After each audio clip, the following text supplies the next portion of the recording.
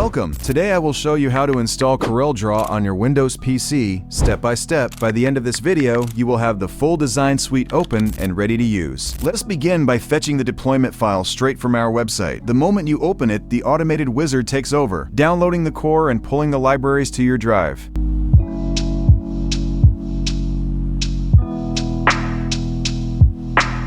The main core is fully extracted now. Let the installation window do its thing to finish linking all the pieces together. Watch the progress bar finish the entire process automatically for you today. Let us launch CorelDRAW for the very first time to verify the workspace. We will open the main canvas to make sure the side panels are perfectly responsive and looking clean today.